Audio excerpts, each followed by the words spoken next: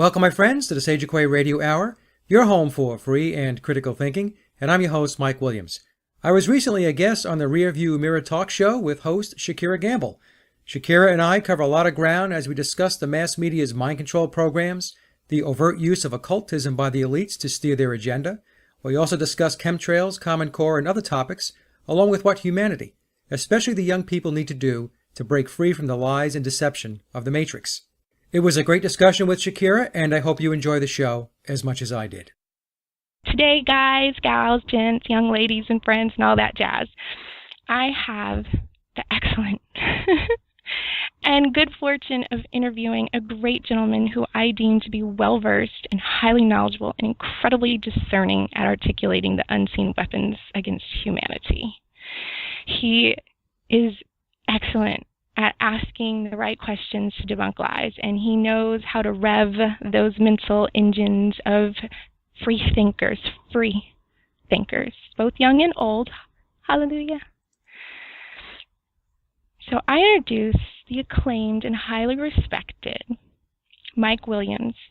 He is here, and he is the progenitor of the sage of Quay radio and blog spot. I'm sorry I don't have like a hands clapping track for you, but you deserve it. Thank you for joining us, Mike. I'm so excited to have you on. Thank you, Shakira. It's a pleasure to be on. Yay. Okay, well, I just wanted to start off so that our viewers can have some kind of understanding. Like, if you could just briefly introduce yourself and tell them, like, how you just came to be. When I was growing up, I had a lot of various types of experiences that taught me that existence isn't as we were taught or being told. So I had a lot of what some folks might consider to be paranormal types of experiences. Was not big into the church. I was raised as a Roman Catholic, and I saw early on that, at least from my perspective, that the church was engaged in a form of mind control. So it was not something that appealed to me. I was in a band for many years. I'm a musician, and but the band stuff wasn't paying the bills. So I wound up having to go get a job, and I wound up working in the corporate world for 32 years.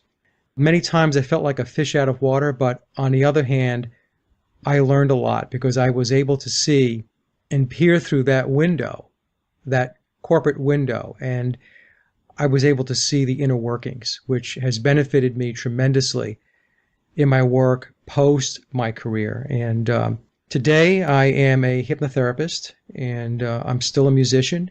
As you had mentioned, I do the blog, Sage of Quay Radio, and I do the radio show, the Sage of Quay Radio Hour.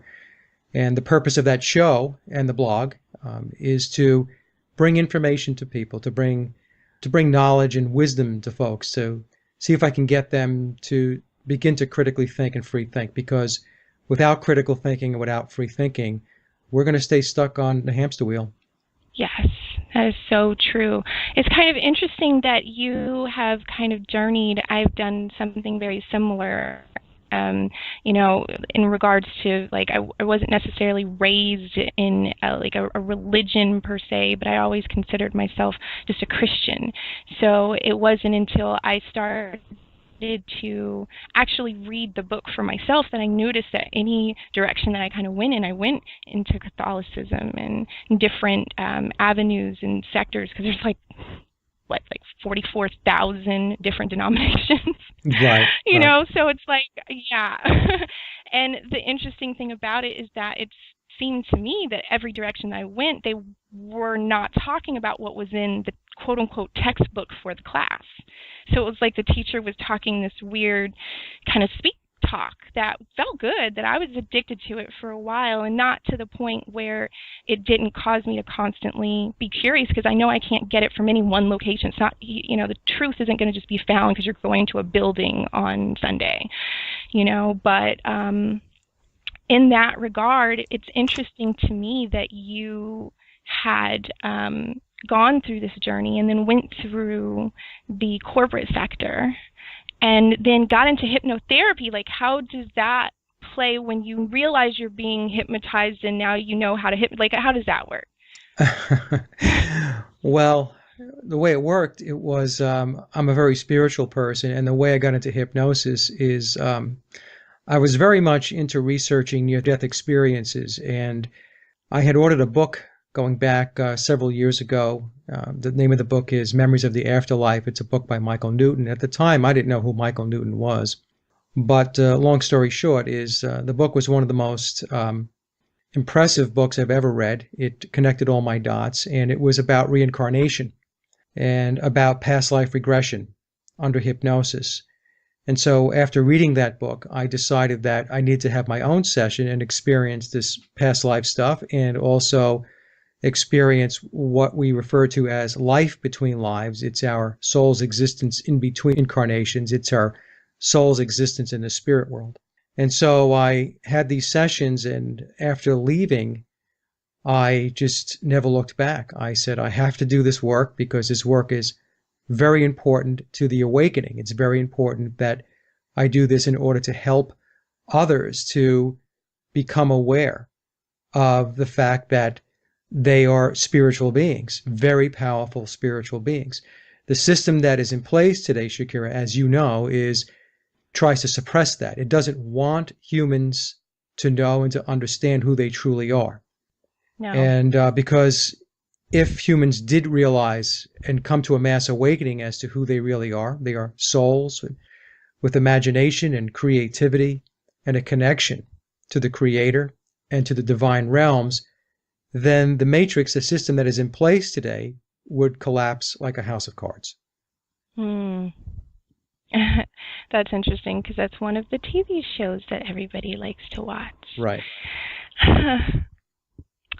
Well, you know, I have never been hypnotized. I've seen all different kind of different breakdowns. I've had a couple of roommates that have experienced it for different reasons. They've had their personal journey and their needs, and it, you know, was helpful to them in some regards. And my father has had some situations where he has experienced like being in between from a situation that was dealing with his health. And you have all these questions and you kind of wonder, and then you start to come out and see that there's this mind control. How do you encourage or teach or propose to hypnotize people? How does that awaken them to seeking? How does being indoctrinated by somebody else all over again, I'm just a little just trying to break down your walk to understand how you talk to your youth, your child that was you 30 years ago that you probably could have spoken to that didn't know what you know now. Well, 30, well, it's more than 30 years ago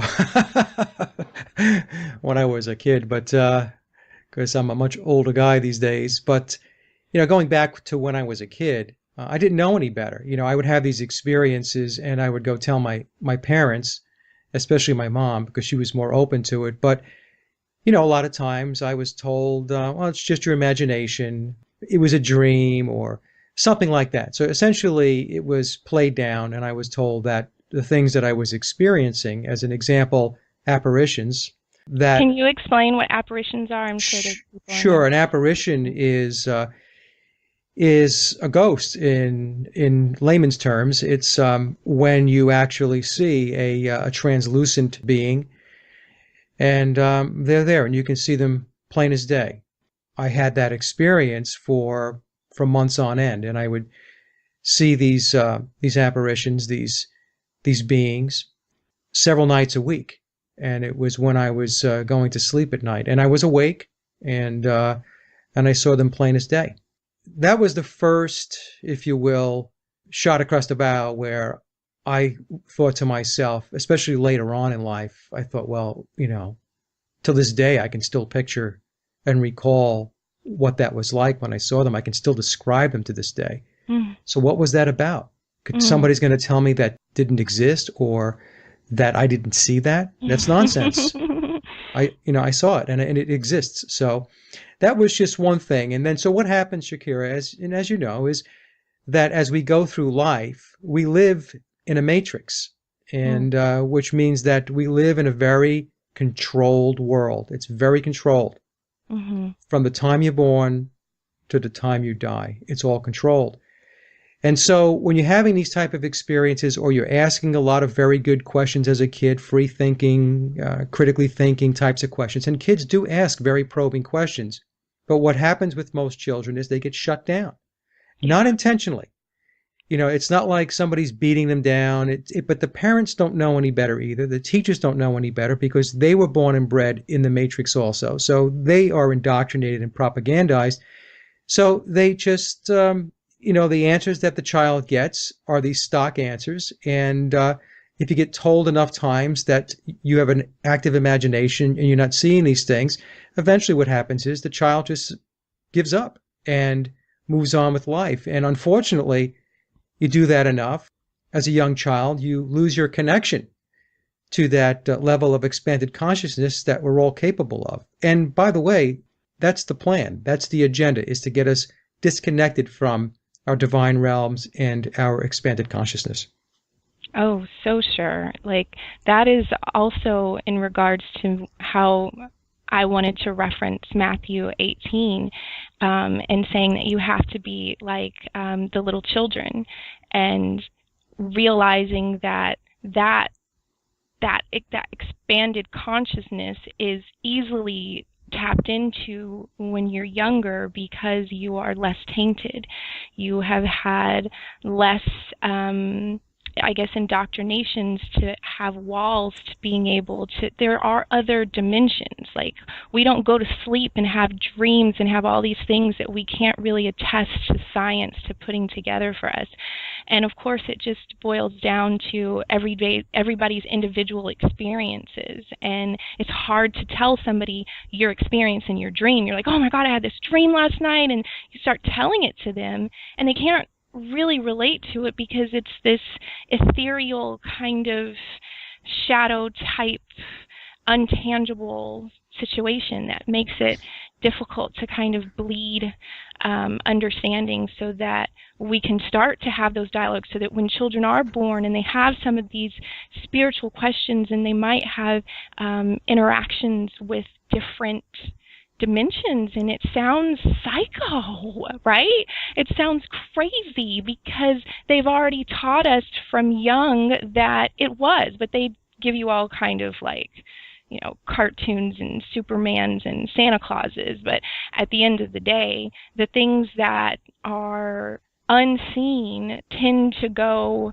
to the background, and it becomes, when you journey in life, where you got to turn around. You got to wait. Okay, you just got to put it all together and start to assess it from a different perspective. And I can relate to some of the things. I don't know whether or not our spiritual beliefs are completely, in congruous, or is that even a word? And I should know, I was an English major, but congruity. I'm going to make it up. Congruity. But get an education, folks. That, I'm just saying, like, but yes, I do most certainly see some of these things that are happening as you have even gone through your journey and trying to reach out and communicate to somebody. There's nobody to talk to, and that's why I wanted to start this forum, to hopefully getting people who wanted to talk about it, because if we explore it from a different side, per se, we can at least have a balanced view. Like, when you go to court, you're supposed to have both sides. If you have a vote, you're supposed to have options, at least two. You have to explore and know, why do you choose one side or the other? Why do you stand there and make a definitive decision? Is it because everybody else is, or because, well, that's what you heard, or that's just, what you happened to stumble upon, or is it because you actually researched and identified and said, okay, I like this over here, but I'm also going to identify and research that to see if it's definitely what I don't stand for, so that I know where I stand. So I love talking to critical free thinkers, no matter what, religious background or the context of how they find their source. I want to sharpen with people, but I also want to start where the kids are. And I have contacted you and asked you if you could, my first thought was starting with something that I thought our audience could relate to, since a lot of them are in school or going to college or just graduated. So I thought tackling American history would be a good place to start. But as you suggested, we should start with something that's a little bit more easily identifiable with the generation at hand, and that is the media. So can you share with us some of your understanding and research on how media and entertainment is used against the population? Well, media and entertainment, Shakira, it's all mind control. It's all controlled. And the first thing that the folks listening to the show, the young folks, that you should understand is that 6 companies own all of the media in the United States. And when I say the media, I'm talking about TV, radio, the newspapers, magazines, movies, and so on. So in order to get the message out and to make sure that the message stays uniform and consistent, really what it takes is for 6 people to get together and say, this is what we're going to show them, and this is what we're not going to show them. And this is why when you take a look around and you're watching the television shows, and how many times have anybody, the kids, me, you, have said this, gee, all these shows are the same thing. All these shows are alike. And the reason why the shows are alike is because what they're doing is they're conditioning you. They want you to think a certain way. They want you to believe a certain way. And as an example, a lot of times we'll watch the television if you're watching the news. And even if it's not the news, a lot of times it's, it could be on a lot of the Hollywood stuff, the celebrity types of sites where you'll see a poll. We're going to take a poll. Well, a poll is not about what you think. It's not about your opinion. What a poll is a way for them to test whether their indoctrination and their conditioning is working the way it is intended. So if we stick with the news as an example, if they take a poll about a particular politician or a particular situation that's going on in the world, and they find that the poll results are not showing that the public or the masses are leaning in a direction that they want the masses to lean toward. As an example, they want war, the elites want war, but the masses are not in favor of war. Well, what that poll is saying is that they need to do more mind control and more conditioning, because what they have out there right now isn't effective enough. Television has been, over the years, very incremental, but very purposeful to bring dysfunction to society. And so the early TV shows, if for those of us that are old enough to remember, they were very Americana. Leave It to Beaver, those types of shows. The family was solidified. There was a discipline in the family, and right and wrong. There were very good stories and teachings that took place in those shows. And the reason why those shows were like that was because they had to get the masses acclimated to watching television. So it had to resonate with the person that was watching it. And most people are good people, and they want to have good families, and they want to raise their kids properly, and so on. They want to work hard. They want to support their families, send their kids off to school. So the early television shows were all about those types of feelings and topics and direction. And so it resonated with the masses. But slowly but surely what happened is, and we can see it today, it's really culminated after, I would say, 60 years, 6 decades. If you take a look at a show like Leave It to Beaver, and some folks are probably laughing, go, oh, that's not real life. And you know what? It's not real life because you've been taught that is not the way it is. You've been conditioned to believe that a family can't be like that. And I'm just using Leave It to Beaver as an example. There were many shows back then that had very solid foundation as far as morals and teachings of right and wrong. So if you fast forward 60 years and take a look at what's on television today, well, you have all of these reality TV shows, and all that they are doing is teaching dysfunction. They're conditioning you to accept the fact that dysfunction is okay. How many times do we see these shows where kids are in their late teens, early 20s, getting drunk, having gratuitous sex, doing drugs? This is not what the human existence is supposed to be about, but you're being conditioned to accept that level of functioning and existence. It's a very low frequency existence in life. So over 60 years, they have gradually taken it to that point. And the one thing people have to understand about the matrix and about the elites, about the controllers, they have a lot of patience. They have a lot of patience. You can go back and read their white papers and their strategy papers going back into the 1950s and the 1960s and the 70s. They talk about all this. This is not new. This is not conspiracy. If you do the research, you will read and you will discover that virtually everything you're seeing today has a game plan that has been on the table for the last 50 to 60 years. And before, Shakira, you mentioned about kids and children and young adults losing their connection to their divine realms and their spirituality and their expanded consciousness. I just want to backtrack just a second here. This is the reason why children, by the time they're 6 years old, have had 50 to 60 vaccines. It's to disrupt the mind-body dynamic. That's what it's about. This is why fluoride is in the water. Fluoride is in the water. It has nothing to do with keeping you from getting cavities.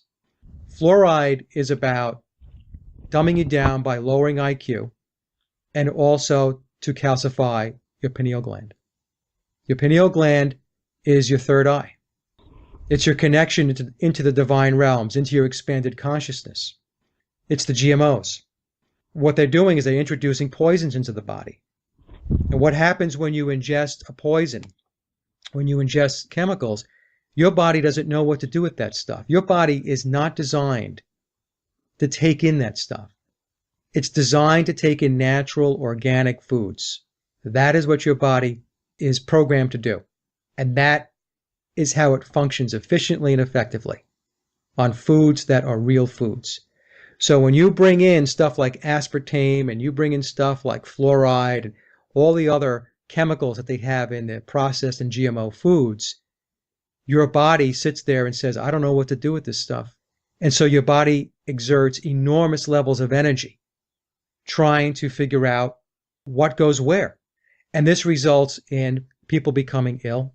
This is why we have people with phantom pain like fibromyalgia, which, by the way, is not a diagnosis of anything. Fibromyalgia is a name given to pain where the doctors have no clue what's causing the pain.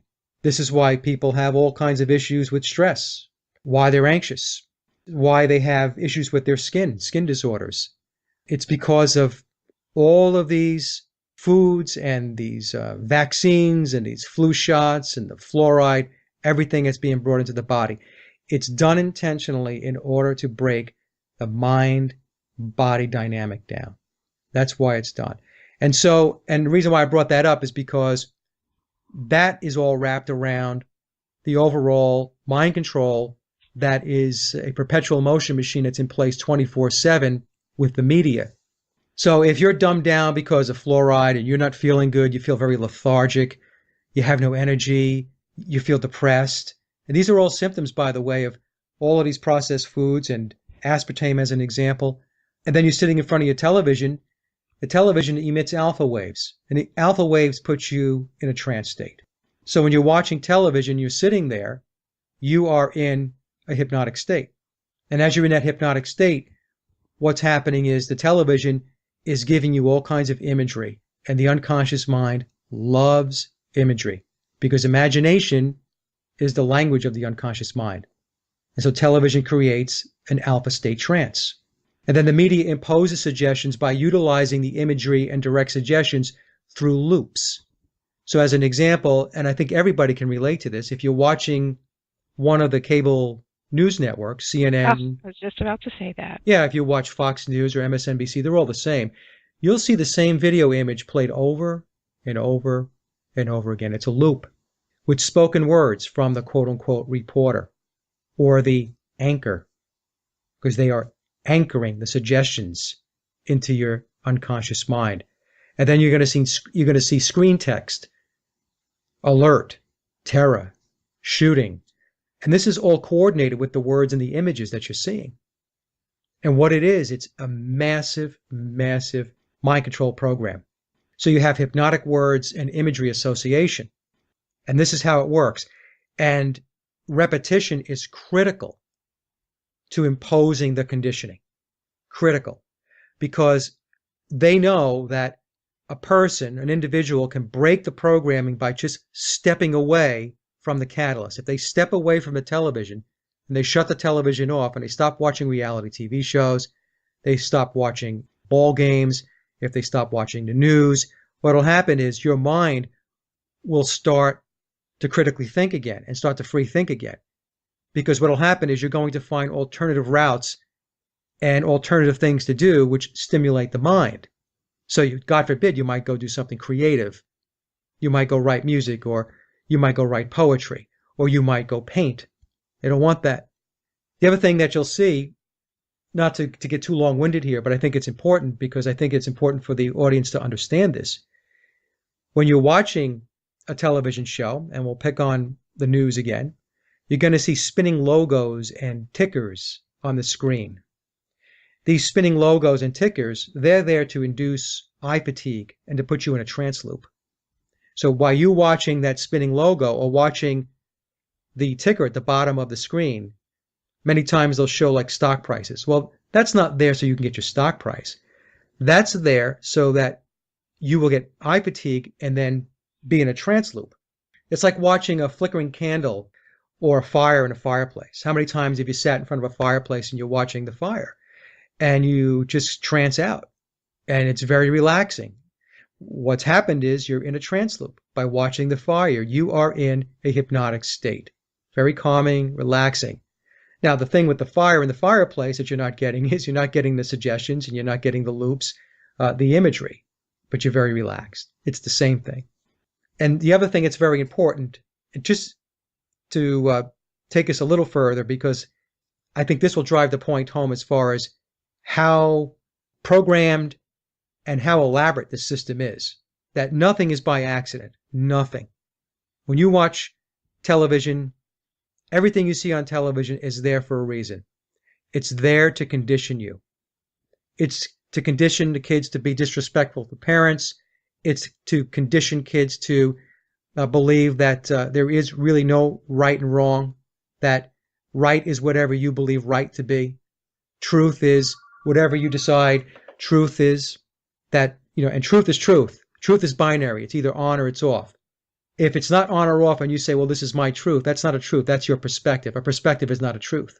Now, when you watch television, and again, we're going to pick on the media, the news, take a look at the sets. Blues and reds. Those are the colors that you're going to predominantly see. Blue colors and red colors. Why is that? It's all intentional because they know how the human mind works. When you see red, red is associated with power, aggression, winning, warnings, alerts, fight or flight. It's there to get your attention, stop, and it's also, especially for men, sexual arousal. That's why many times when you'll watch these ladies on these news programs and other programs, they'll be dressed in red. What that does for the male audience is, from a subconscious perspective, has them focus on the woman in the red, and it becomes a connection from a sexual perspective. And the person watching it doesn't even really know that. And then you'll see blues. And blues are associated with cool, calm, safety, open spaces. As an example, you feel very good when you look at the blue sky, when it's not being chemtrailed. It's an open space. It's very relaxing. The same thing with the ocean. When you look at the ocean, it's blue. People love to go to the beach and watch the blue ocean. It's very relaxing. Blue is associated with waking up. It's also associated with generosity and giving. This is why you will see stores like Walmart. It's blue. The buildings are blue. There's a lot of blue in the buildings. That's why when you see fast food restaurants, they'll use a lot of red because they want you in and out. They don't want you hanging around. Get in, get out, right? That's why you have red. So, and but if they want you to spend a lot of money, then you will see a set or you'll see a building with a lot of blue associated with the scene. If you watch, as an example, two pundits, talking heads on the news, you'll see that one typically is wearing a blue tie and one is wearing a red tie, or the set behind one person is more blue and the set behind the other person is more red. Well, the person with the red tie or the red set, that's a person that is giving you a line of discussion and dialogue that's supposed to make you concerned, afraid, alert. The person in the blue is the calming factor. This is the person, the voice of reason. So many times when we see things on television, they start talking about wars and why we're supposed to be in all these wars out in the Middle East, why we're in all these places we shouldn't be. This person will come on, they will have a blue suit, a blue tie, and a blue set behind them. So that when you're watching this and he's telling you it's okay to kill people in the Middle East, you're sitting there going, well, he must know what he's talking about. He has a blue tie and a blue set behind him. That's what your mind is thinking. You don't realize that. But so that's how they get you to accept the message. So everything is about conditioning. It's conditioning you. It's the news, it's advertising, it's the reality TV shows, it's the how many TV shows do we see today? It's all about police.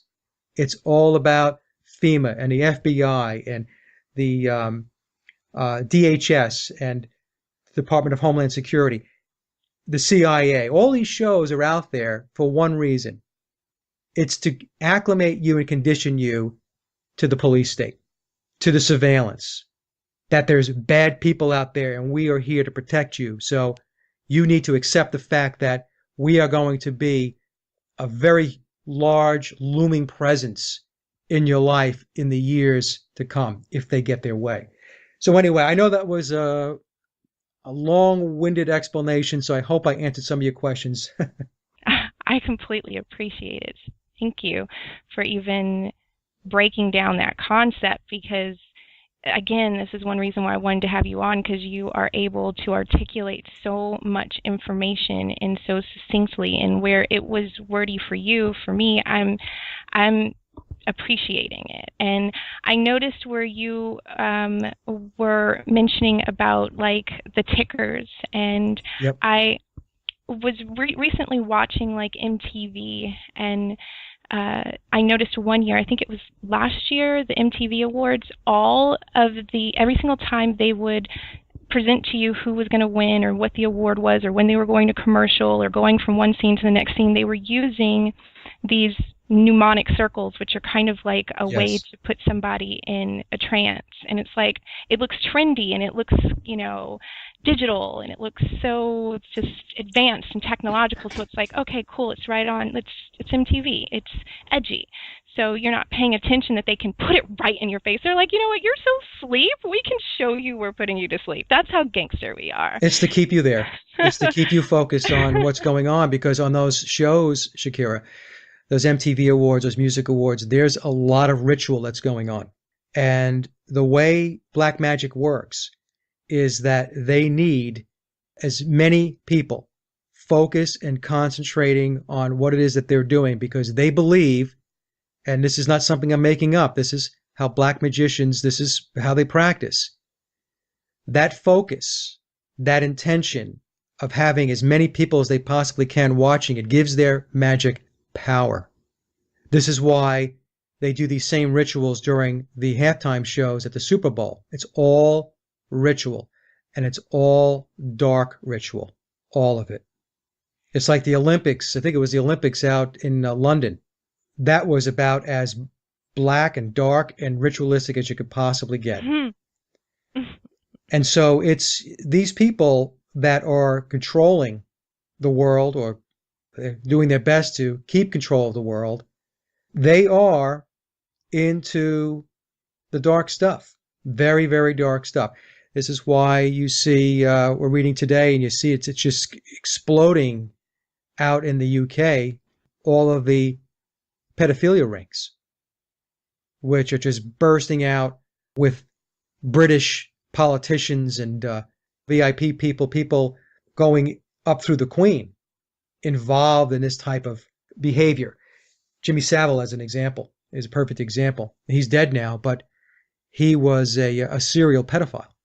And things like pedophilia play a very important role in in black magic and the dark rituals. Yes, and they are definitely, I see how you were mentioning the rituals in the Olympics and Uh-huh. in TV and the different award ceremonies, how they play out rituals like kind of right before your eyes because they have to have an audience. It's part of the power of the ritual. And Exactly. for me, it makes the scriptures that much more validated when you realize that Christ, when he had fasted for 40 days and 40 nights and he got tempted of the devil, and the devil took him up onto the highest pinnacle and showed him all that his eye could see. And he was like, just bow down to me just once and I will give you anything that you see from just once. Right. And he was just like, it's written. And man shall not live by bread alone, Right. but by every word that proceedeth out of the mouth of God. And if he turned it down, he turned down what he saw. He turned down what he was being fed to sink into. But there are some people who don't turn Satan down. There's some people, and when they don't turn Satan down, they get the opportunity to sit in pinnacles of power because they don't realize the power that is also given unto this earth because they don't read the scriptures, so they don't really understand. They just hold the book. They pray over the book. They might read a couple of scriptures here or there when they go to church, and the pastor will bring out a scripture. And I got fed the Holy Spirit going through various different experiences, including going to the church. I have nothing but respect and appreciation and gratitude for every source that is a funnel to me. And I've gotten information from various funnels on various entities beyond just religion, so to speak. But in being exposed to all that, you come to the realization of what is right in front of your face because you realize what you read in the scriptures, that there are people who took Satan up on his offer. Right. Well, and the thing is, right, when we talk about Satan, we talk about the dark side, Shakira. The whole premise is that you have to buy into the materialism, the consumerism, the power, and so many people have gotten sucked down that hole, into that dark, dark hole. And so when you go down that route, what happens is you get disconnected, again, from your divine realms, from your spirituality, from who you really are, who you truly are.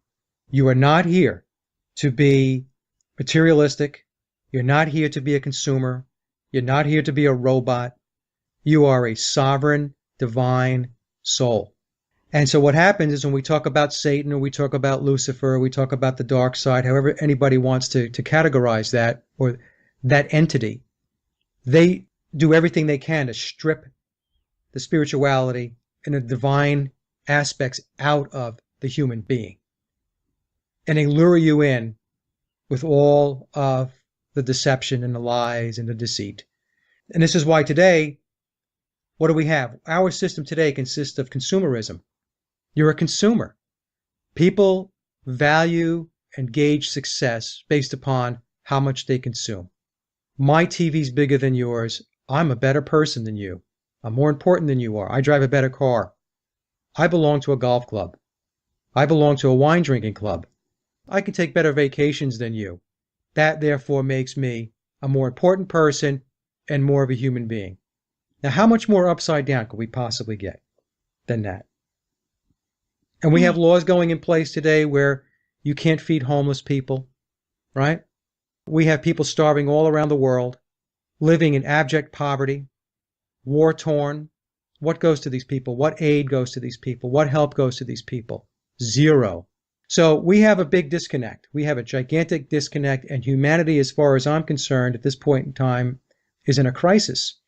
Unless people start to wake up, and it has to start with the young folks. It really does. The young folks have got to get a grip on, a handle on what's really going on and how the world really operates, because it does not operate the way you've been told. It does not. And you have got to do your inner work. You have to look inside, and you have to understand, who are you? Who are you? You know, I was talking to Max Egan going back about a year ago, and we had this discussion. And one of his shows had this great analogy. He said, you ask somebody, who are you? And they'll say, well, I'm a lawyer, or I'm a doctor. And, you know, you take a step back, and then you say to the person, no, that's what you do.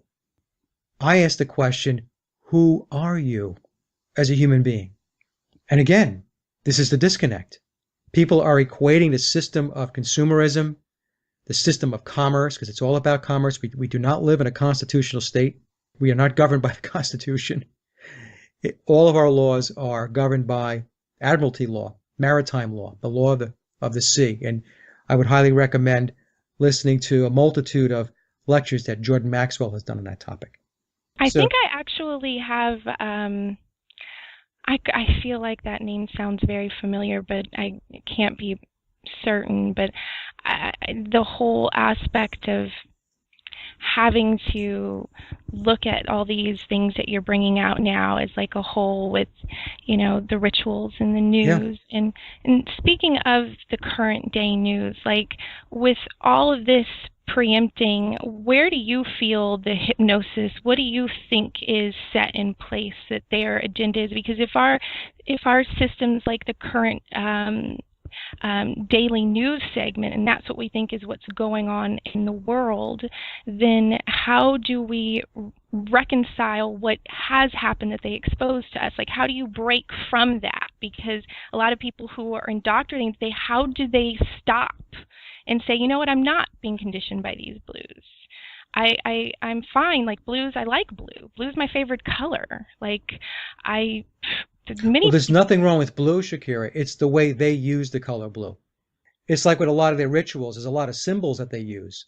Those symbols, many of those symbols that they use, there's nothing wrong with those symbols. They could be used for good purposes, and they could be used for bad purposes. What they do is they take their knowledge and they use it for evil reasons.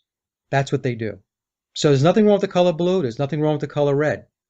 But it's like, you know, one time I was asked a question about, is there good energy? Is it good or bad energy? You know, energetically, we're talking about. And the answer was, well, it's the same as electricity. Is electricity bad by itself? No, it's not. Electricity is electricity. But it depends upon how you use the electricity. You can use electricity for good things, and you can use electricity for very evil things. And this is what they do. They take good things and they just turn it around, and they use it for evil, and they use it against humanity. There is an anti-humanity agenda that is in full swing. Full swing. What do you think that you would say to the children who are like, I mean, I don't even want to focus on stuff like that. Like I want to focus on happy things and good things and things that, you know, are positive, and that's just negative, and that is not where I want to. I don't even believe that there's these autonomous powers, or that there is even a devil. Like, really, like, that doesn't even make any sense. God's supposed to be all, so how could there even be a devil that exists? Devil just exists in the mind of a man. But those people who have that defense, where you can break down, even for sake of reasoning, people who have the luxury of traveling will go to China, and red is considered love and beautiful, and I'm sure it has sexual all wrapped up in it too, so it still has that connection of similar programming. But I'm wondering, is there different programming you think going on in different sectors, like how you have totalitarianism, and you have what are all these things that they're learning in school, like the democracy, and you have people who are under what was Cuba? Wasn't Well, they it have under? communist states, fascism, Yeah, socialism, right? that stuff. So, like, do you think all the conditioning is kind of like linked in some kind of way and it's this global epidemic? Or do you just think, oh, it's Hollywood or just America because, we're just in our own little bubble state dream? No, it's global. It is a global coordinated effort. You have to understand that. And I know sometimes people don't want to talk about negative things and they don't want to, oh, that's just too disturbing and I don't want to go there type of thing. But you have to understand something. You have to understand that these people, these controllers, these puppet masters, they don't mind going there at all. They do it every single day. And so when we talk about shadow government, there's a shadow government. There's a global, worldwide shadow government that's in play. And it's not just the United States. So as an example, if you listen to, I mentioned Max Egan earlier. Max is out of Australia. And if you listen to Max's show, he'll talk about the very same problems that we have here, more so, probably worse in Australia. I have friends out in New Zealand. They will tell me the same things going on in New Zealand. I have friends in the UK and the same thing there. I have friends in Germany. I have friends in Ireland. All of this is worldwide. Now, different rates and paces depending upon where you're at, okay? But clearly the direction is to lock the world down into a global government. And it's a global government where what they're looking for is humans to be resources within a corporate commercial structure. Or, if you're not going to be a corporate employee and stuff like that, then okay, then you're going to be an obedient worker. If you listen, there's a show that George Carlin did, is a bit that he did, and he said, they're not looking for critical thinkers and free thinkers. I'm paraphrasing here. They're looking for obedient workers. They want you just smart enough to operate the machines.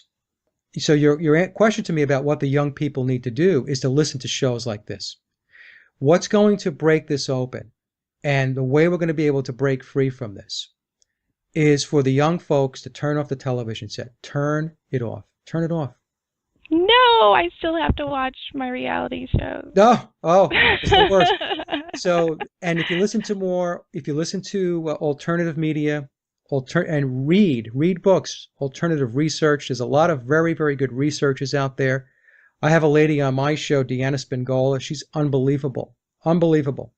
And if you want to learn about alternative history, then you would read books by Deanna Spingola as an example. That's the way you're going to break the code on this. But what if they're reading Harry Potter?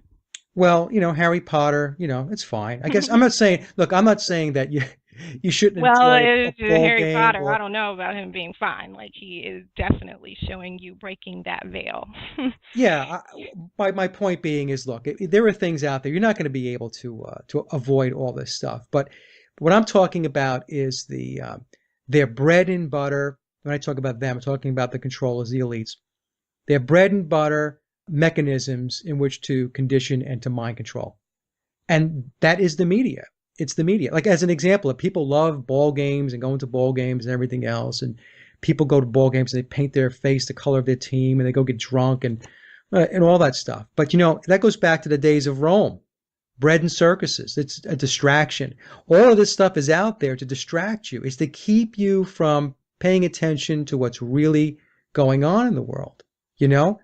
I mean, the young folks really have to break the programming. They have to get out from under it, because if they don't, then what's going to happen is what we're seeing today, it's going to be more of it. And the more of it that we have, the more control the puppet masters are going to impose. That's just a simple fact. And it's undeniable because we've seen it take place over the last 60 to 70 years. We've seen where it's gone. As people become apathetic, as they become unengaged, then what happens is the people in power take full control of that and full advantage of that. Oh, you're not paying attention? You don't care? Fine. Then we're going to pass this law and do this and do that. And, and don't you be complaining because you didn't speak up when you had a chance to speak up. Not like you really had a chance to speak up, but you know what I'm saying. People are not making any noise. People are not getting up on their feet. They're not talking about making change. Many people are just very happy doing what they do, looking at their phones, I mean, take a look at the whole chemtrail thing. Do you get into chemtrails at all? Oh, yes, I sit on my balcony and I can count them. And when I go hiking, I just lay on the top of the mountain when I get to Hmm. the top and I just look at the grid. It is so funny. And I can be able to tell where and what neighborhoods and what sides of towns they frequent the most.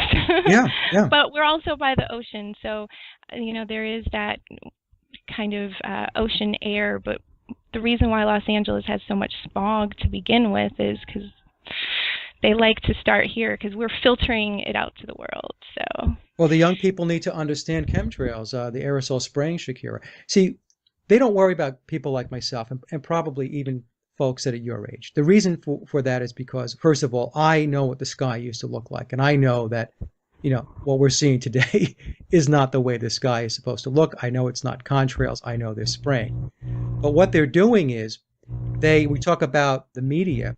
They are conditioning the young folks to accept the fact that that's the way the sky is supposed to look. That is the natural state of the sky. And they are putting chemtrails in commercials. They're putting chemtrails in magazine ads, newspaper ads. When you watch your local weather channel station, you watch your local news and the weather guy comes on, many times what they'll do is, as they're showing you the weather, behind the screen with the days of the week and whether it's going to rain or not, you see chemtrails. It's all conditioning. So when you're watching that, you're subconsciously watching it and thinking to yourself, okay, that's what the sky looks like. So when you go outside and you see that, you're thinking, oh, there's nothing wrong. That's the sky. See, this is how they're working on the young people. They're working on the young folks so that the next generations don't know any better. Yeah, I mean, they haven't even seen a normal sky. They just got here. So Exactly. That's the how are point. they supposed to know? But yeah, I completely agree with you. I mean, even when I remember growing up and them teaching us about clouds, I was actually having the same conversation with my family over the holidays this year. And the chemtrails, for me, I have my own personal theory, and I know probably people will be like, really? What you talking about, Willis? Like, it sounds so ridiculous and so insane, but to me it is so possible and so probable and so likely that we don't even notice it happening before us. What do you think And it is? I think that movie, what's it called? Hunger Games. Yeah. Now, I kind of fell asleep on it, but I remember there was one portion where the entire sky kind of becomes like a screen. Yeah. And I feel like they're spraying all these different, like how you were talking about metallics, like they probably have, the aluminum and it blocks the pineal or whatever kind of gland that you were talking about and all that stuff. It has different, like, metallic things that you're putting into the air and you're creating like a screen to the point where it can be, there can be some kind of broader dispensation of like technology, so to speak. Like Project I Bluebeam. In other words, you're saying that they could possibly project holographic types of images. Is that where you're going?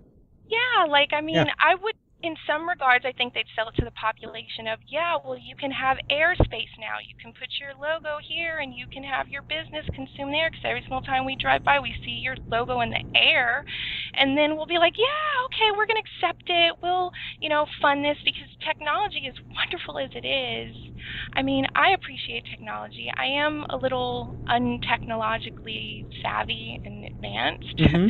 but for the most part, I like things simple and I like things old school. And that's just me. But I have family and I have friends and I know a lot of people who technology is like, that's not just the holy grail to them. I mean, it's the evolution of consciousness of just the direction of man's going anyway, and you need to keep up because that is what would make any sense to stay in some antiquated state? How is that benefiting you?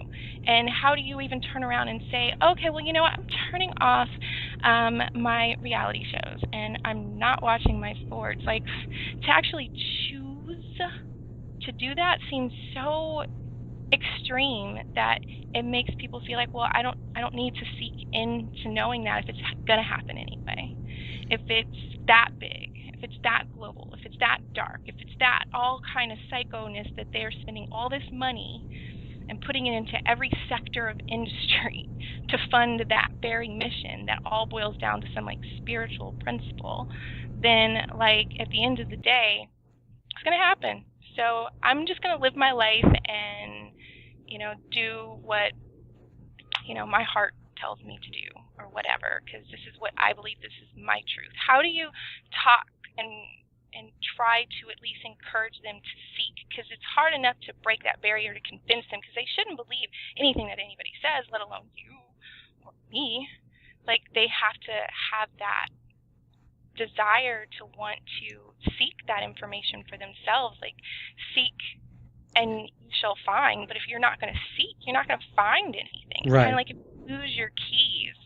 I feel like everybody from the age of like 13 on, you have a pair of keys. And if you lose your keys, like at the end, that's the only thing that matters at that point. You're actively searching. You're focused on searching. Even if you get diverted from searching, you're going to go back to searching. You have to find your keys. Your keys open up everything to your home, to things you need. They keep things protected. They're your keys. It's kind of like it's the truth. It's the key. And if you can't seem to find it, it's not that it doesn't exist. It's just that you haven't gone out to seek for it. Some people can, it exists and they can stumble upon it. And some people, they can go out and they can actively hunt and probably still not find, because you can look for your keys and not find them. But if you look behind like the pillow, or if you look under the bed, or if you look on the nightstand, definitively nobody can come along and tell you, oh, well, it's on your nightstand. It's like, no, I know it's not on my nightstand because I checked. I was seeking for it. I'm looking. I want to find my keys. Now, I'm grateful that somebody's coming along to try to help me, but I already know where I'm not going to be skewed because I know the truth of something. So it's like, in order to find the truth of something, you have to be in experiential mode of having sought it to know if it's the truth or not. And then eventually, if you keep seeking, you might find your keys. You might find the truth, and it might not be as ominous as it may seem. Well, what I tell young folks is, and I know it sounds ominous, so if everybody's, if I sound like Dr. Doom and Gloom here, I don't mean to be, but the thing is, I've been at this for a long time, so I see a lot of things, and that maybe a lot of other people are just simply not seeing. In fact, I know that. I have the same problem within my own family. So, but what I tell the young folks, Shakira, is use your creativity, use your imagination. Don't let anybody ever suppress that. Because once they suppress your creativity and your imagination, you become a robot. And that's not what you're here to do. So if you like to paint, if you like to draw, if you like to write poetry, if you like to make music, I mean, whatever it is, if you like to knit, sew, if you like to do landscaping, do those things. Don't let anybody ever take your creativity and your imagination from you. Because we see this taking place in the schools, Shakira. I mean, one of the first things that they do whenever they cut a budget is they take the music programs out. They take the theater programs out. Why do they do that? Why do they do that? There's a reason why they do that. It's taking away the creativity and the imagination of the young folks, of the youth. So that's what I tell the young folks to do. And what I do is I do sit down with, I know my girlfriend has two boys. One is 19 and one is 17. And I do the best I can when conversations come up to talk to them about, maybe you should think of it this way, or would you consider this particular alternative or this particular explanation? Why don't you just think about it a little bit? Just think about it. Think about it. The biggest thing is, how do you know what you know? Do you know it because you've experienced it, or do you know it because somebody told you it? And the answer is they were told, and they believed, and they took it on faith. And so, Predictive programming. Yeah, it's programming. And so that's the thing. So the creativity and the imagination aspect of young people, that's the most important piece. Because if you lose that, you lose a big piece of what it is to be a human being. I mean, if you go, and I don't know how much time we have here, but In the corporate world, I'll say this real quick. People in the corporate world, they're referred Okay. to as human resources. You're a resource. You're not a human being. You're a human resource. Well, what's a resource? My stapler is a resource. My copier is a resource. My phone is a resource. My desk is a resource. My chair is a resource. So they categorize people in the corporate world, they put them into the same category as inanimate objects. And so even people who are in the corporate world, they have to understand, if they could just break through and understand how they're being categorized, and words have meaning, that's the thing, then they could take a step back and say, well, wait a minute. I'm a human being. I'm not a resource. I'm not a wrench. I'm not a hammer, So people have to start thinking that way. They really do. The other thing is people have to get back to a family nucleus. That's the other thing that has been ripped out. And getting back to a more community-oriented mindset. That's been taken out. You mentioned video games before. The big thing with video games was to keep kids from playing with each other. It's to keep them isolated and separated, and they did that with the family in general. They took the mother out of the family nucleus. There was many years ago when I was growing up, my mother didn't work. She raised a family. She was a stay-at-home mom, and she took care of the home. They vilify any mom that believes that she should be home and she should be caring for the house and caring for the children. Now, if you opt not to do that, that's fine. But if you opt to do that, you should not be vilified for it. So when they did that, fathers are working 50, 60 hours a week. Then the mothers hit the workplace. Originally, mothers were working part-time. Now they've got them, moms are working full-time jobs. They've increased the cost of living through inflation to the point where both parents have to work in order to afford a home and to pay for school and food and everything else. And so what happens is the children, there's very little time for the kids. So the kids wind up going to daycare and preschool types of places. And then they go to school, and they're at school for 8 hours. And then they're in aftercare or after-school types of programs. So essentially what happens is the parental guidance, the parental direction, the parental love has been extracted from the equation. On any given day, let's say you're awake 16 hours. For most families, the children are away from one of their parents for, 10, 11, 12 hours a day. And they're with somebody else, somebody who's a caretaker, not a parent, a caretaker. So what this leads to is that the child essentially becomes a ward of the state.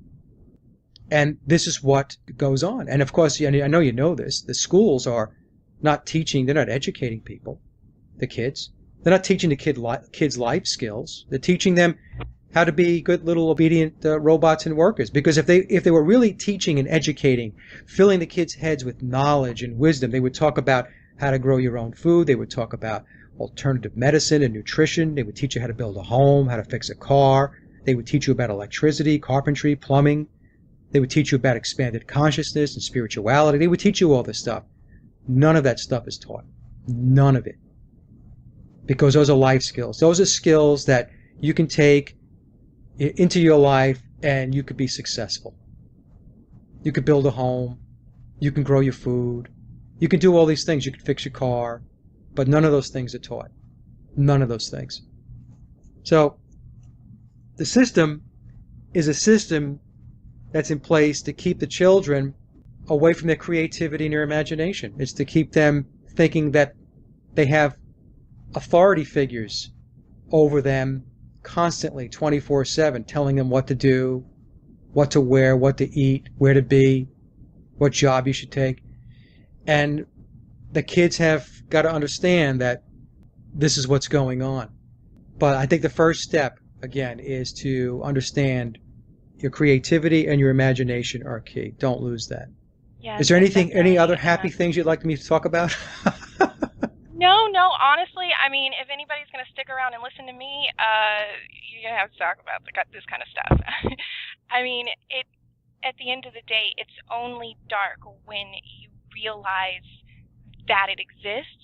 Right. But when you come to that next level of searching, you understand the power Yep. that exists within you. Right. And if you don't truly trust it and you can't like truly download into that, then there's no way that you can have a faith, belief, or even freedom of fear.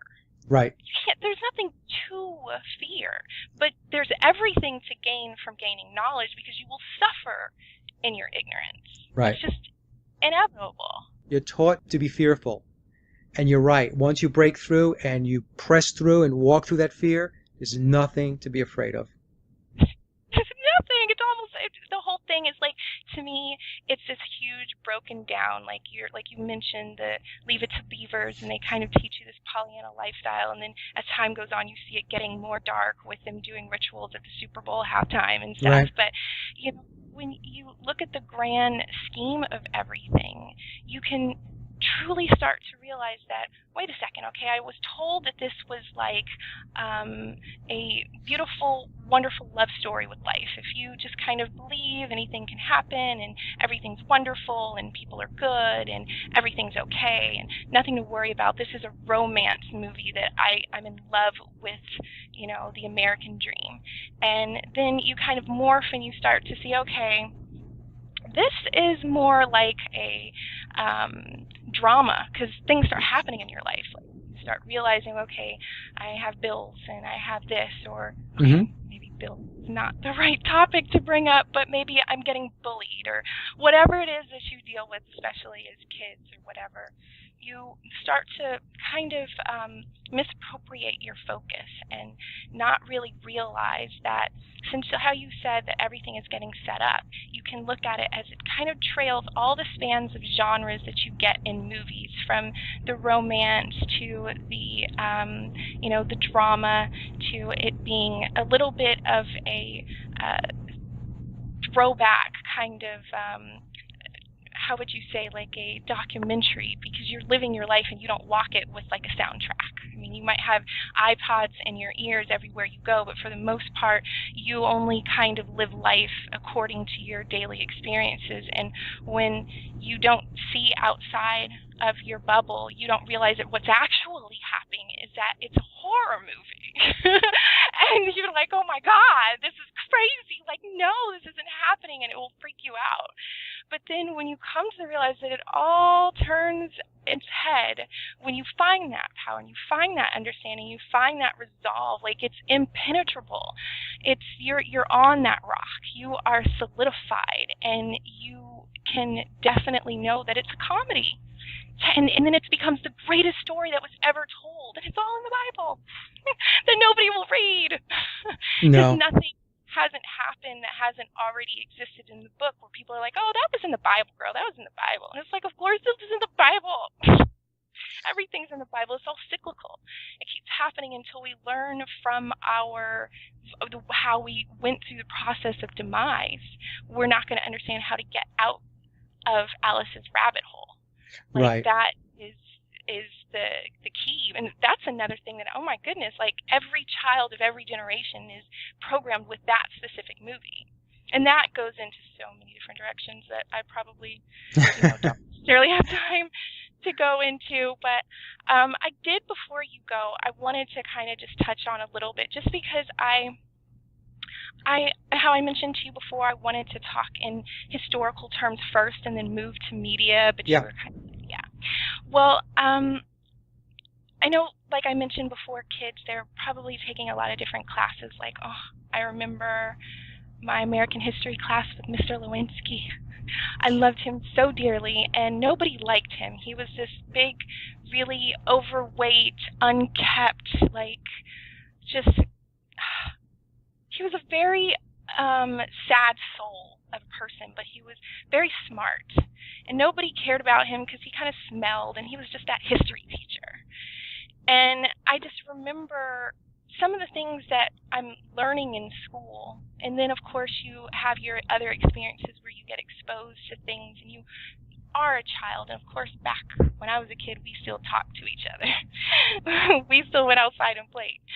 So, you have those kind of conversations where you're like, some things I'm not sure and I don't understand, and gosh, it's like you have to remember all these dates and all these people and all these players, and it's not really making sense, and you have this, textbook, and you got to take it home, and you have to carry it everywhere, and in some urban neighborhoods, they don't even have enough books to being able to share, so they don't even have this information, but they're being told this is what it is, this is what it is. You don't even get a chance to read it for yourself. Don't even get used to that, because that's not something you should focus on. Like, you know what I mean? Like, they have all these different, like, tools of bringing out things that, I don't know how much you even know, like a Common Core. Like, I don't have any children, but you were speaking of, like, homeschooling. Right. And I have a cousin that homeschooled her 3 boys, and when I tell you, they are just such brilliant souls, and Right. they are so well fed, and I take nothing away from myself and my mom. My mom did an excellent job, and I went to public school, and I see the difference even with, like, the concept of that unit that they're trying to break down with correlating with Common Core, where they don't want to be able to have the children be able to come home and even do homework anymore, their parents, because they don't want to be able to dialogue and come to critical thinking, understanding together. It's kind of like, no, Mom, this is not how we do it in school anymore. It's different now. That was that way in your day, and it kind of breaks down that whole dynamic. Like, what are your thoughts on the whole situation? Because I have, not to keep asking the longest question in the world, but what's my take on things like Common Core? Are you asking? Yeah, because I have a niece and a nephew who equally, I don't think I could even possibly birth better children than my brother and sister-in-law have. Like, they are just the brightest, smartest, most talented, most perfect things ever. And they go to public school, and then I look at my cousins who homeschooled her children, and they both are very well astute. Right. But they're getting a different kind of education that the family doesn't allot for, because people have to work. Like, at the end of the day, there's sometimes not even people in the household to be able to say, like, I need to be able to put my child in daycare, and I need my child to be able to understand that they have to go into the after-school program. I'm trying to do all these things for you because I'm trying to make a better situation for you, and I need you to go grow up and get an education so that you can handle this better than it's being handled now. Like, it becomes this situation where, they're instituting this thing about Common Core. And I, again, don't have a child, but I just see how that's starting to be a feed, and I just wanted to know if you have any information in regards to that.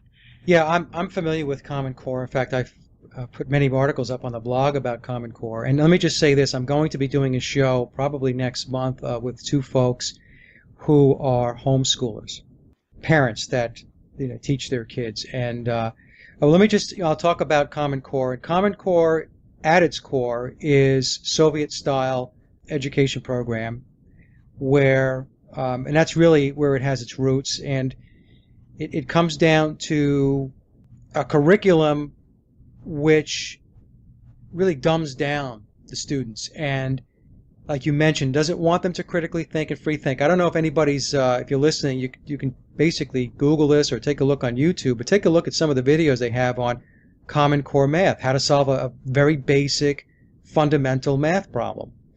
And it's this long, drawn-out process. You go through 92 steps to be able to prove that 2 plus 3 equals 5.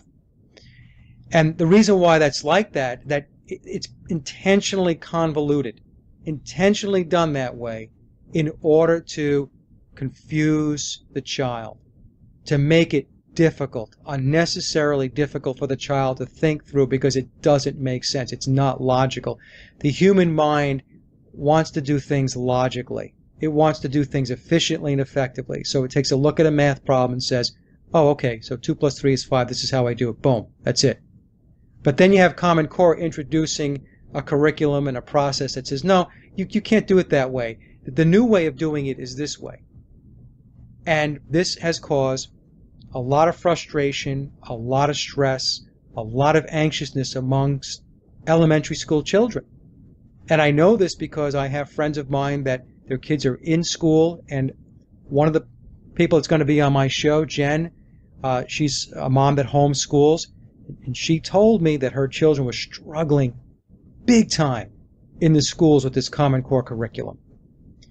But Common Core is there. It's part of the school system's indoctrination and propaganda program. And the thing is, I'm going to qualify that. The teachers are good people. The principals, the assistant principals, they're good people. The thing is, they are stuck in this matrix also. And they are indoctrinated and propagandized into this process. So to them, this is the way it works.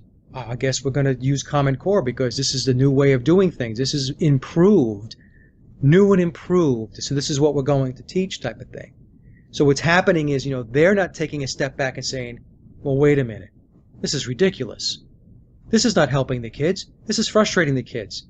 We got kids that are all stressed out. We got them on Ritalin and everything else, So, but now I will say that there are schools and there are locations that are pushing back and have told Common Core to take a walk, to go away, because they're realizing that this is nothing more than an agenda to, and I hate to say this, but it's there to keep the kids dumbed down. That's what it's there for. At the end of the day, that's what Common Core is about. That's why they have standardized testing, Shakira, as you probably know. I mean, think about that. A standardized test. I thought about that when you said, when you were talking about polls. And I was like, when we go and we vote, we go to a poll. Like, right. It's really just to gauge, where are you, so we know how much more we can condition you. Okay, thank you. Exactly. We're under this other, I know I'm getting polled for my vote, but for some reason I never quite understood why, if we can all just agree to have a vote because we're voting, right. why we need an electoral college to be able to say, well, you know what? We're going to vote this way because over here we get 3 extra votes and you only get 1. So right. Be like, oh, it's so confusing. You understand it, but you don't. It's set up so it could be manipulated. Yeah. That's why it's set up that way. In a standardized test, you're right, it's like a poll, right? So if you take a standardized test as a kid and you don't do well on the standardized test, you had the wrong were too smart. wrong answer, Billy, So what happens is a lot of kids struggle with the standardized test because, they're not robots. Yeah. So they're creative, imaginative little kids. And so what happens is, if they don't do well on these tests, then they say, well, you know what? He's got to take some remedial classes. There's something wrong with Billy. There's nothing wrong with Billy. He's a kid. And the reason why homeschooling excels is because homeschooling takes the teaching at an individual level. You are an individual. You're a human being. What makes your clock tick, Billy? What is the best way for you to learn? What's the best way? And so from a homeschooling perspective, you can really tailor and cater the education to how to optimize Billy's ability to learn versus ramming through one size fits all for all kids. And when you do that, you're going to get the core group of kids that are going to fall in line and they're going to be, just do whatever it is they need to do. But then you're going to have those that are going to be considered to be the outcasts, and they're not outcasts. They're beautiful human beings. They just didn't take well to the indoctrination. Yeah, and it's a hard thing to have enough comfort to step outside of the status quo and everybody else around you. It's doing that, and it seemed, just very strange in so many regards where you can see a military, any military of any country and demographic or background, to have that kind of left-right principle. It's like, okay, I get it, because there's always going to be the mirror image that, in my belief, let me just make that disclosure, there's going to be the mirror image of that reflection that Satan has to represent everything that God does, because he is the mirror image. He is the false light. So he's going to look like, he's going to walk like, he's going to talk like, everything that's going to come towards you is going to be desirous of receiving. It's not, he doesn't always come like the horror movie. He's going to come like the wolf in sheep's clothing. He comes as, beautiful and engaging and alluring and attractive. Oh my Right. gosh. So attractive that you have to know who you're serving at all times, because there are options out there by which aren't the actual image. It's just a mirror that looks like it. And you can tumble down. That's the Alice in Wonderland hole that you fall into when you're falling into a mirror that's endless over there. You have to kind of turn around and back up and walk out the back side and really kind of come to a more aerial view of understanding there is a dichotomy of good and evil. There is the light and the dark. There is that dual principle. But that dual principle can be manipulated and played upon, like the energy you made reference to. Yes, Like that's right. electricity, and all those things kind of culminate to how you were saying it's all about trying to dumb down the children. This is all against the children. The adults, we've been under control for so long. They're like, that's fine. We got that on the shelf. That's finished. That's done. But children are the reason why the advertising and everything is just geared towards them, and they're always slowly pushing the veil of what is okay for a children to be associated with or see or participate in. Like, there will be all kind of sexual jokes in any type of like comedy sketch that's on TV or Right. something. You know what I mean? It's like there's all kind of different barometers that get pushed from the Leave It to Beaver to the current day. And I can't say that I don't have my shows and I don't love them, but I definitely watch them to analyze them to see what is being conditioned, because I assume, like you, I don't know for say, but I'm only assuming that you got into hypnotherapy because you were trying to understand, how am I hypnotized? Like, how is this that they have done this to me? And in order to understand it, you have to comb backwards. And that's kind of how I had to do, like, the scriptures, or, to comb backwards through understanding and then realizing all this different mind control, and then realizing, okay, how do they institute it? It has to be it's not just magic. Some of it is. Well, That's the crazier part about it, but no, and going to the hypnosis thing, actually, I got into hypnosis because I realized the power of the mind. I realized how powerful the mind is. Now, here's the thing, Shakira, right? And this is what I tell people. Somebody can come to me who has smoked for 30 or 40 years, and they'll come to me and they'll say, hey, Mike, I've tried everything. I can't quit. I'm here, and you think you can help me? And I'm like, yeah, I can help you. So with my program, somebody will quit smoking after 2 sessions. Now, I'm not patting myself on the back. There's a reason why I'm saying this. If I can turn your behavior around in 2 sessions after you were in a habituated pattern of behavior for 30 or 40 years, and if I can turn that around in 2 sessions, what does that say about how powerful the mind is, right? It says that the mind is very powerful. And this is why they do what they do. This is why there's a perpetual motion machine of hypnosis and trance and suggestions and imagery out there. Because they know if they can just continue to pummel you with that stuff, that they can steer you. They can steer your behavior. They can make you think what they want you to think. But as I said before, people can break the trance. You just need to step away from a lot of the catalyst and the stuff they have out there to essentially try to mold your mind.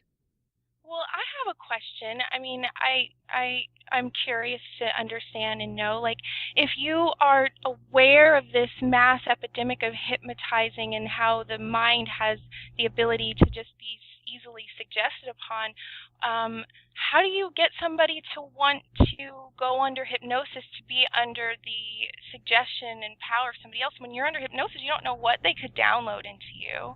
That's kind of like, that's like power. Okay, yeah, but that's a different Shakira. That's a very good point you're on. But let me just explain this. I didn't mean to cut you off, because I get that question asked a lot. There's a difference between mind control and hypnosis. You're talking about mind control. Now, when you're in hypnosis, I don't have control over anybody when they're in hypnosis. They come in under their own volition. They want to go into trance. They want to relax. They want to do this work. They want to make change and shifts in their life. Positive change, positive shifts. But when we talk about mind control is brainwashing. And when we talk about mind control programs that the government was involved in, like MK Ultra, we're talking about the formulation of amnesia and new identities, right? So when we talk about mind control, we're talking about reprogramming or a repattern of the mind. And the way they go about doing that is not just with hypnosis. Hypnosis is one tool in their toolbox when we talk about mind control. To repattern the mind and to invoke mind control, you have pain, electric shock, sensory deprivation, isolation, direct verbal brainwashing, there's physical and emotional trauma, there's threats, many times there's drugs that are used in mind control programs like LSD, scopolamine, mescaline. So that's the difference. We have to delineate between mind control, a mind control program, and hypnosis. They are not the same thing. Although in the media they will try to tell you hypnosis is mind control is hypnosis. Nothing can be further from the truth. Hypnosis can be part and is part of a mind control program, but it's only a subset. All those other things I just mentioned are needed in order to break the mind down. You have to break the person before you can actually invoke the hypnosis part of the equation in a mind control program. Did that make sense, or No, it makes perfect sense, and I'm glad. You've been asked the question before because as I was talking, I was kind of thinking, wait a second, I'm confused by this. But what kind of state is the mind in when they're under hypnosis? You mentioned when you watch television that you're under a beta or alpha wave, and I'm wondering what kind of mind state does the mind have to go into to have that kind of suggestion? Is it the same state, the same kind of wavelength? when you go into hypnosis, first of all, your waking state is beta. Then you go into an alpha state. An alpha state is a light state of trance, and that's the state that you are in essentially when you are watching television, as an example, okay, or when you're reading a book, watching a movie. That's an alpha state. And the way you know that is, let's just say you're reading a book and your spouse or your partner is calling you and you don't hear them, and then they come into the room and they say, hey, I've been calling you, didn't you hear me? Oh no, I've been immersed in this book. Oh my God, this book is great. Well, the reason why you didn't hear them was because you were in a trance state. And the alpha state, from a technical perspective, is 7 to 12 hertz. That's all your relaxation, your visualization, and your creativity. So musicians, artists, poets, actors, actresses, when they're doing their thing, they're in this trance state, this alpha state, and that's where the creativity is formulated. When you do hypnosis, you can do hypnosis in an alpha state, but because it's a light trance state, you'd have to do a lot of sessions in order to get the change or the shift in behavior. So what state is it in? A good hypnotist should get you into a very deep alpha, and you really want your clients in the next depth level, which is theta, Theta, theta state. Theta. Yeah. Okay, you want to be in theta state. So if you go to a hypnotist, I should say. But wouldn't that be like the heaviest level of the ability to tamper with the mind? If we want to be free thinkers, we want to be free thinkers? Like, do we just make the decision to have somebody else kind of direct us for our benefit? Because wouldn't we have to at some point in time say we can do it? Like we can stop smoking. Like it's part of the mind. The mind should be able to heal itself. It should be able to do what it does without other people, right? Right. Or am I wrong? I mean, I'm sorry. I'm just my mind goes. That's okay. No, it's a good question, and let me just answer it this way. If you go to my website, I explain this. And let me just read this real quick, and I think this will answer your question. Hypnosis, when it's facilitated by an experienced hypnotherapist, can help you tap into the power of your unconscious mind. Unlike your conscious mind, which manages your rules and logic, your unconscious mind stores long-term memory, memories of trauma, emotional or physical, repressed memories, thought patterns, habits, desires, core beliefs, feelings, and emotions which trigger behavior or reactions at the conscious level. So unconscious patterns and programs are formed by repetition. You see? Repetition. So anything that's done or felt or imagined repeatedly begins to create what we call habituated patterns. So this is why they do what they do. This is why I mentioned before that their mind control through the media, I mentioned before, was a perpetual motion machine. It is ongoing 24/7. That is the way that they create the habituated patterns. In other words, your mind is constantly focused on this, constantly looking at it, constantly hearing it. It's like when you're growing up as a kid, if you have parents or somebody that tells you you'll never be successful, you'll never be any good, you're not smart. They keep telling you all the time what's going to happen to that kid. They're going to grow up thinking I'm not smart and I'm never going to amount to anything. And that is what the media is doing to the population, essentially telling the population this is about as good as it's going to get. It's not going to get any better. Don't think for yourself. We'll tell you what to think, how to think. We'll tell you how to behave, when to get up, when to go to sleep, so on and so forth. They're constantly bombarding the people, the masses, with these suggestions, which creates the patterns and programs that become habituated. Did I get too complex? No, you didn't get complex at all. I mean, I have, like I mentioned before, some friends that are under hypnosis, and one of them went for smoking, and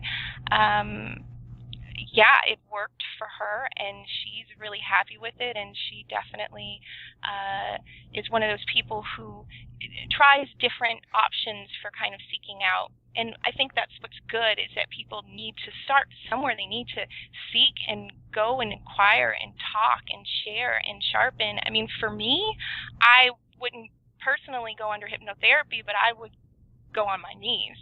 You know, I would pray to the Father. But however anybody kind of starts their journey in order to understanding what is out there and what is technically happening right in front of our face, it's almost the most, it's just such an audacity to sit back and be like, wow, like this is a huge play. Shakespeare was not joking when he said all the world is a stage, that we are just mere players. Like, he was serious, and it's so powerful to be able to go into, which I wish that we had time to get into some history type things. And, you know, I just, yeah, I'll have to definitely bring you back Oh, on. you can have me come back on. I know we talked for a Yeah. long time. I know you had no Yeah. intentions of speaking for 2 hours. No, I mean, I'm happy to do so. Like, that's, I don't call people too often, and when I do, I can definitely talk their ear off, and most of my friends can attest to that. So I'm glad that we were able to get through a lot of things. Like, we talked about family unit, and we talked Oh, about yeah. chemtrails, and we talked about Common Core and the media and the news and GMO and what else, like fluoride, mind control, ghost dreams. Like, I think we have a really good basis for coverage, and I just really wanted to thank you for coming on and being my first guinea pig. You're very welcome, Shakira. It's been an absolute pleasure. You know, I'm going to tell you a little story real quick. I know we have to go here, but I only started my radio show, I guess, about 15 to 16 months ago, and the person that came on to help me, that got my show to get some traction, was Max Egan. And I had Max on again just recently, and it had been a little over a year since I last had him on. And I personally thanked him on air because he came on when nobody knew who I was. Who was going to listen to Mike Williams? Who is that guy, you know? And Max came on and he helped me. So I'm going to do the same thing for anybody that wants to get going and get some traction and get the truth out there and help people to go with their intuition and think with their hearts. I'm going to come on and I'm going to help them to get their shows up off the ground. Well, I sincerely appreciate it. I had sent you an email, and as you know, I didn't get your return reply. That I was like, oh no, like, how does this work? What do I do? And then all of a sudden you sent me an email to say, you know what? I don't think my email went through. And I'm like, thank you, Jesus. Yeah, it was AOL.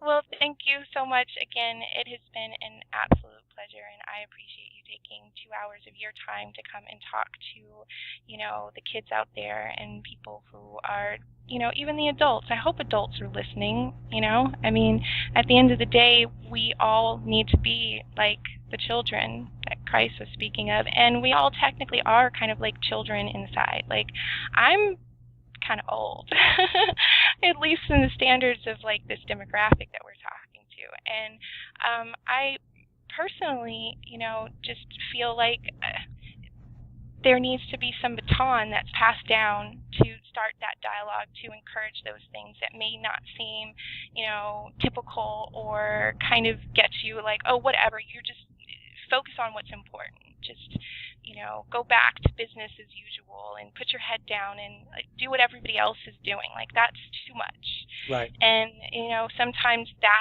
those are those people who even get bullied. And we have these huge bully campaigns that are going on, and I feel like it's like sort of misappropriating the direction of what the American population is getting bullied.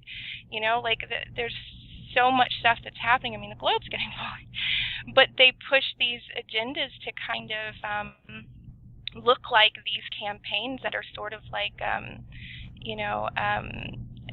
what is it called when you have like different organizations that are set up to do good, like nonprofits and like stuff. foundations and stuff like that. Yeah, like it seems like foundations, and then you give to the foundation, you're like, what's really going on with my money at the foundation?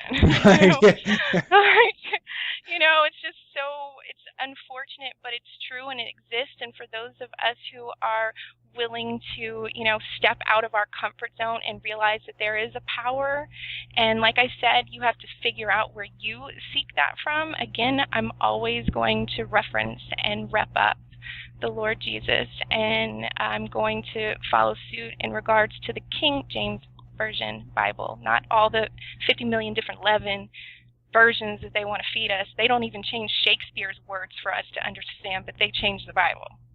Really? Yeah. Okay. I'm not going to go on that route, but... And by the way, it's not a hard thing to read the Bible. No. Thank you for saying that. I know. I mean, I did, and... I studied actually Christianity for over 3 years. I really, dug in. And so, I read it, and I kept thinking to myself, well, what's the problem? Why do I need a middleman? Why do I need, Thank you. Why do I need, Bible classes and everything else? Just pick it up and read it, folks. 90 seconds. Oh, we got to run. Oh my goodness, we've got 90 seconds. We're getting the buzzer. Yeah, I just wanted to say thank you again to you. And if you can let everybody know where to find you so that can at least be the last tag. Yeah, just go to sageofquay.com. Sage, S-A-G-E, of Quay, Q-U-A-Y, sageofquay.com. That's my hub website. You'll find everything I put out in the media on that website.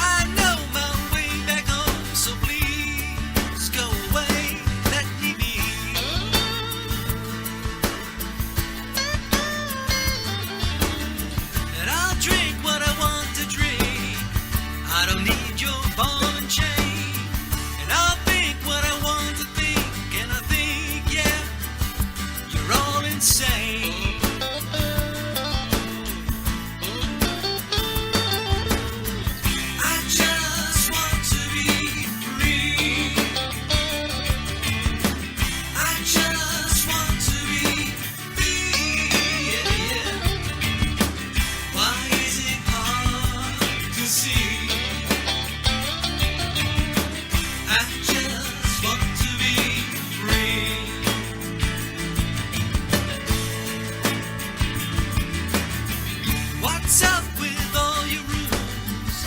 Telling me it's time